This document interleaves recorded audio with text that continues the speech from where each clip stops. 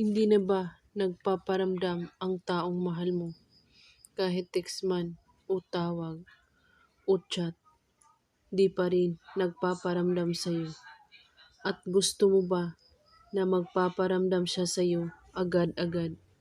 Gawin ito sa taong hindi na nagpaparamdam sa'yo. At kapag nagawa mo ito, siguradong magpaparamdam siya sa'yo araw-araw. At kailangan gumawa kayo nito ay magpo-focus at magko-concentrate. Walang ibang iniisip at pagdududa sa ginagawa. Ang kailangan sa ritual na ito, papel, larawan at kandila. Gawin ito sa araw ng Tuesday or Friday lamang, kahit anong oras, basta't bago kayo matulog sa gabi. Kunin mo ang kandila at sindihan ito at magdasal po kayo ng Ama namin.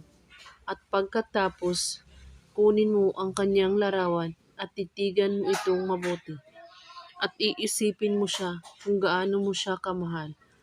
At sabihin mo sa kanya lahat na nanggaling sa iyong puso. At pagkatapos, halikan mo ito ng 3 beses ang larawan niya. At ibalot mo ito sa papel, ang larawan. At ihipan mo ang kandila. Itago mo ang papel sa ilalim ng iyong unan. At higaan ito. Kailangan walang makakakita nito at makakaalam.